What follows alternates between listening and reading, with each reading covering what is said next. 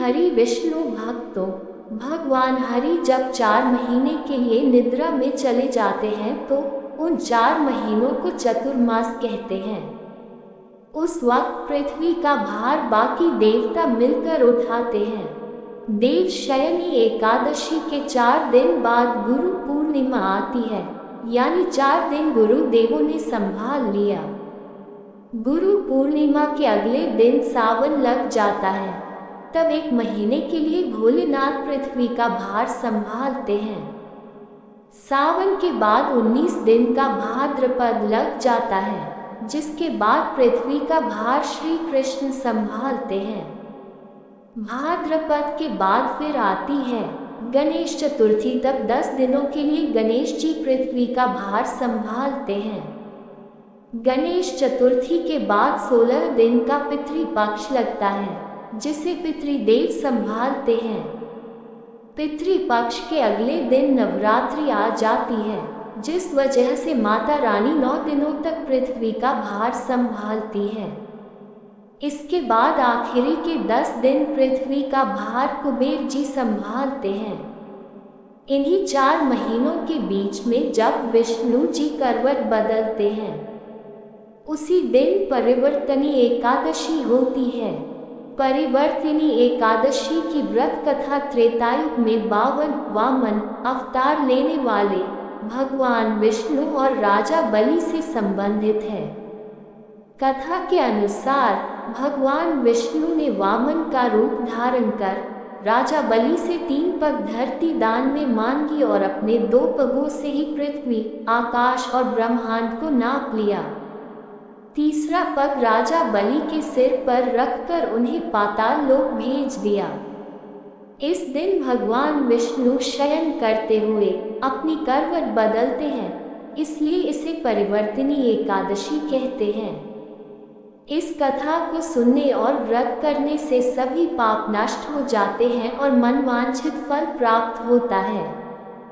जो कमल नयन भगवान का कमल से पूजन करते हैं, वे अवश्य भगवान के समीप जाते हैं। जिसने भाद्रपद शुक्ल एकादशी को व्रत और पूजन किया, उसने ब्रह्मा विष्णु सहित तीनों लोकों का पूजन किया। अतः हरिवासर अर्थात एकादशी का व्रत अवश्य करना चाहिए। इस दिन भगवान करवट लेते हैं, इसलिए इसको परिवर्तिनी एकादशी भी कहते हैं। भगवान के वचन सुनकर युधिष्ठिर बोले कि भगवान, मुझे अति संदेह हो रहा है कि आप किस प्रकार सोते और करवट लेते हैं, तथा किस तरह राजा बलि को बांधा और वामन रूप रखकर क्या क्या लीलाएं की। चातुर्मास के व्रत की क्या विधि है, तथा आपके शयन करने पर मनुष्य का क्या कर्तव्य है, सो आप मुझसे विस्तार से बताइए। भगवान श्री कृष्ण ने कहा, हे कुंती पुत्र अर्जुन, अब तुम समस्त पापों का शमन करने वाली इस कथा का ध्यान पूर्वक श्रवण करो। त्रेतायुग में बलि नाम का एक असुर था। वह अत्यंत भक्त, दानी, सत्यवादी तथा ब्राह्मणों की सेवा करने वाला था। वह सदा यज्ञ, तप आदि किया करता था। अपनी इसी भक्ति के प्रभाव से वह स्वर्ग में देवेंद्र के स्थान पर राज्य करने लगा। देवराज इंद्र तथा अन्य देवता इस बात को सहन नहीं कर सके और भगवान श्रीहरि के समक्ष उपस्थित हो प्रार्थना करने लगे।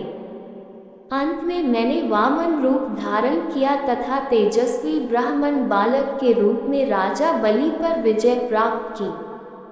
ये सुनकर अर्जुन ने कहा, हे लीलापति, आपने वामन रूप धारण करके उस बलि को किस प्रकार जीता, कृपा कर यह सब विस्तार पूर्वक बताइए। भगवान श्री कृष्ण ने कहा, मैंने वामन रूप धारण करके राजा बलि से याचना की, हे राजन, तुम मुझे 3 पग भूमि दान दे दो, इससे तुम्हें 3 लोक के दान का फल प्राप्त होगा। राजा बलि ने इस छोटी सी याचना को स्वीकार कर लिया तथा भूमि दान करने को तैयार हो गया। जब उसने मुझे वचन दे दिया, तब मैंने अपना आकार बढ़ाया और भूलोक में पग, भुवन लोक में जंघा, स्वर्ग लोक में कमर, महलोक में उदर, जनलोक में हृदय, तपलोक में कंठ तथा सत्यलोक में मुख रखकर अपने शीर्ष को ऊंचा उठा लिया। उस समय सूर्य, नक्षत्र, इंद्र तथा अन्य देवता मेरी स्तुति करने लगे। तब मैंने राजा बलि से पूछा कि हे राजन, अब मैं तीसरा पग कहाँ रखूं? इतना सुनकर राजा बलि ने अपना शीर्ष नीचे कर लिया। तब मैंने अपना तीसरा पग उसके शीर्ष पर रख दिया और इस प्रकार देवताओं के हित के लिए मैंने अपने उस असुर भक्त को पाताल लोक में पहुंचा दिया। तब वह मुझसे विनती करने लगा। मैंने उससे कहा कि हे बलि, मैं सदैव तुम्हारे साथ रहूंगा। भादों के शुक्ल पक्ष की परिवर्तिनी नामक एकादशी के दिन मेरी एक प्रतिमा राजा बलि के समीप रहती है तथा एक क्षीर सागर में शेषनाग पर शयन करती रहती है। इस एकादशी को विष्णु भगवान शयन करते हुए करवट बदलते हैं। इस दिन त्रिलोकीनाथ श्री विष्णु भगवान की पूजा की जाती है। इसमें चावल एवं दही सहित चांदी का दान दिया जाता है। इस दिन रात्रि को जागरण करना चाहिए। इस प्रकार उपवास करने से मनुष्य सभी पापों से मुक्त होकर स्वर्ग लोक को जाता है। जो मनुष्य पापों को नष्ट करने वाली इस एकादशी व्रत की कथा सुनते हैं, उन्हें अश्वमेध यज्ञ के फल की प्राप्ति होती है।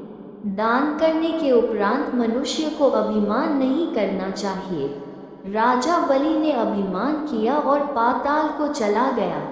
इससे इस तथ्य का भी बोध होता है कि अति प्रत्येक कार्य करना अनुचित होता है। ऐसी ही अन्य नई कथाओं के लिए वीडियो को लाइक, शेयर, चैनल को सब्सक्राइब अवश्य करें। कमेंट में श्री हरि विष्णु लिखना ना भूलें। धन्यवाद। राधे राधे।